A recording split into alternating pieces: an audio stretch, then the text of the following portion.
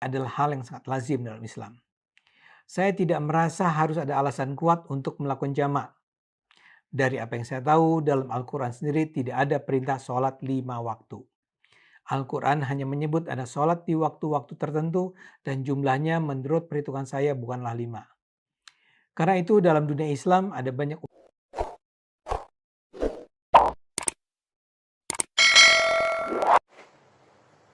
Ya, shalom Bapak Ibu, teman-teman sekalian. Kembali lagi di channel saya, Liter Bule. Kali ini saya mau berbagi video, sharing tentang video ini nanti yang akan kita tonton. Semoga video ini dapat memberi pelajaran, peneguhan iman dan keyakinan kita, yaitu di dalam Tuhan kita, Yesus Kristus. Video ini juga bukan berarti saya bagikan untuk memprovokasi, tetapi biarlah sama-sama kita menjaga toleransi beragama, menjaga satu sama lain, dan saling mengasihi satu sama lain. Dan karena video ini menjadi pelajaran hidup kita, sekali lagi untuk pelajaran iman kita, kepercayaan kita terhadap Tuhan kita masing-masing. Dan Tuhan Yesus memberkati. Video ini hanya untuk mereka yang punya logika. Bagi yang tidak punya logika, skip aja. Kali ini saya hendak bela diri. Belakangan ini saya menyaksikan berbagai video yang menuduh saya murtad, menghina Islam, menodai Islam, ingin menghancurkan Islam. Itu adalah fitnah yang keji. Saya adalah seorang muslim yang tak punya niat sedikit pun untuk meninggalkan agama saya. Tidak mungkin terbersit dalam pikiran saya untuk menjauhkan umat Islam dari Al-Quran, dari ajaran Islam. Saya merasa saya adalah muslim yang taat, atau paling tidak cukup taat. Saya sholat 5 kali, walau mungkin saya cukup rileks menjalankannya. Saya lazim melakukan penggabungan sholat.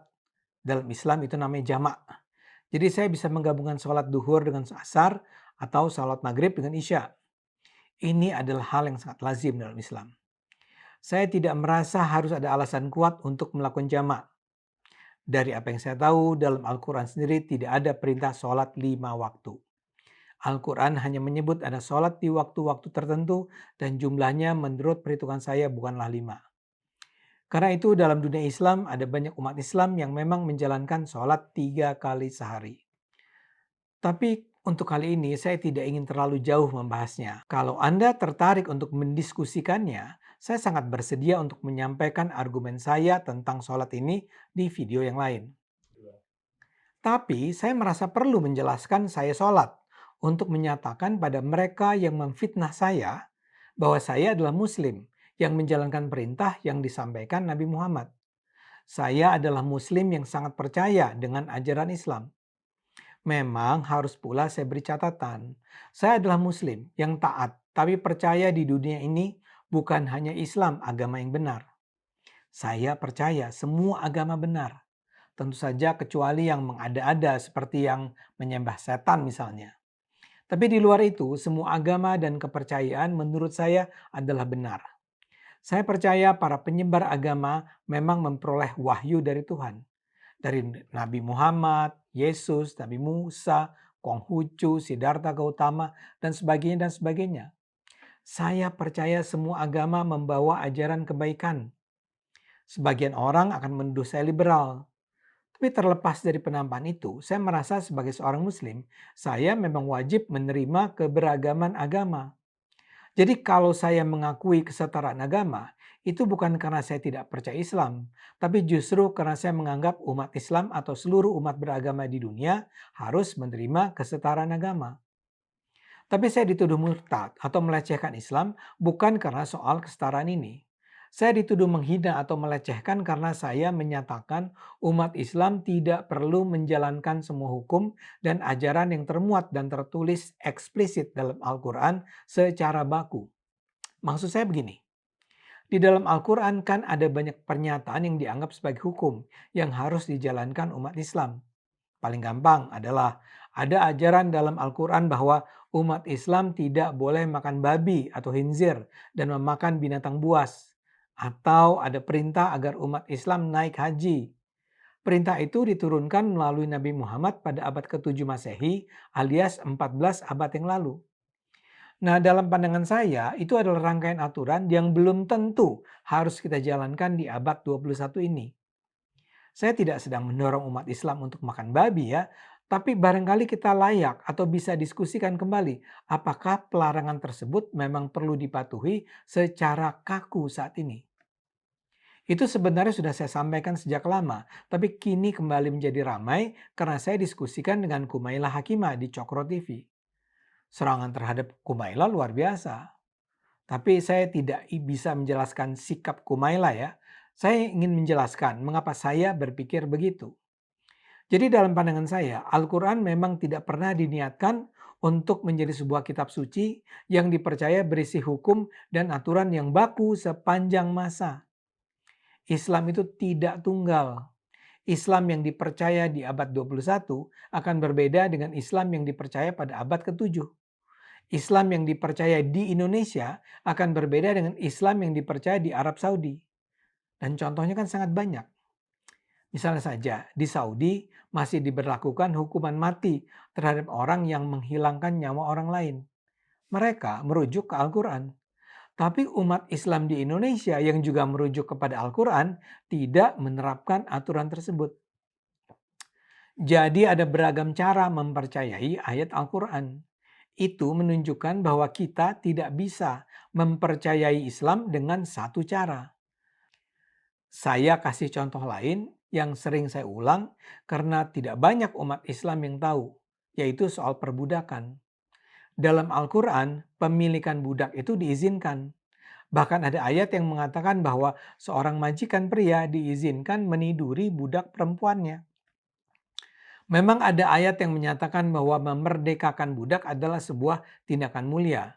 Memerdekakan budak misalnya bisa dilakukan untuk menebus kejahatan yang dilakukan. Tapi tetap memiliki budak adalah sebuah tindakan yang tidak diharamkan dalam Islam. Pertanyaannya, apakah kita tetap akan menggunakan aturan itu atau menafsirkannya ulang sesuai dengan perkembangan zaman sekarang? Saya hampir pasti menduga sebagian besar dari umat Islam akan mengatakan tidak akan menerapkan aturan itu di Indonesia saat ini. Ini artinya kan kita menganggap aturan perbudakan itu mungkin dulu relevan dilakukan di abad ke-7, tapi tidak lagi relevan dilakukan sekarang. Ada banyak aturan lain lagi. Yang tentu populer adalah soal poligami. Banyak pria muslim menganggap bahwa dalam Al-Quran ada anjuran untuk berpoligami dengan maksimal 4 istri. Itu ada di surat An-Nisa ayat 3. Tapi yang sering diabaikan, di dalam ayat itu sebenarnya ada pernyataan awal bahwa poligami sebaiknya dilakukan dalam rangka melindungi perempuan yatim. Sejumlah penafsir menyatakan anjuran poligami itu dilakukan di saat para pria muslim sering terlibat dan tewas dalam peperangan. Karena itu dalam rangka melindungi para perempuan yang kehilangan ayah atau suami, turunlah anjuran poligami tersebut. Jadi sangat kontekstual.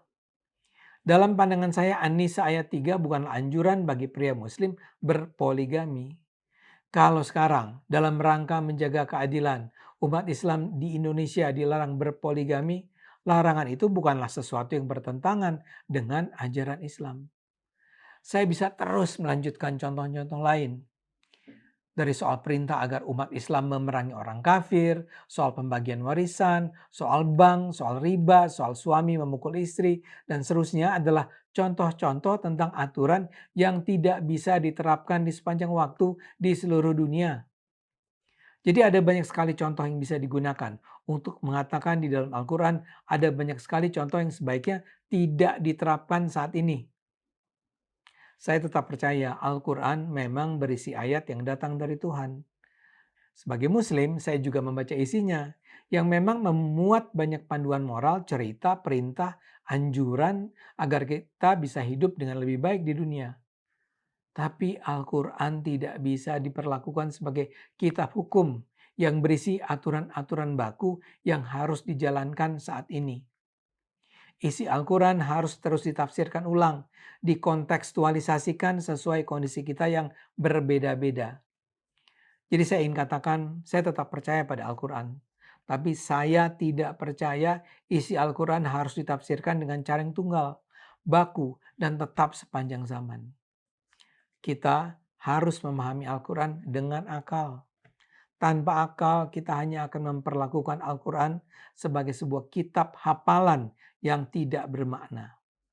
Ayo gunakan akal sehat, karena hanya kalau kita gunakan akal sehat, kita akan selamat.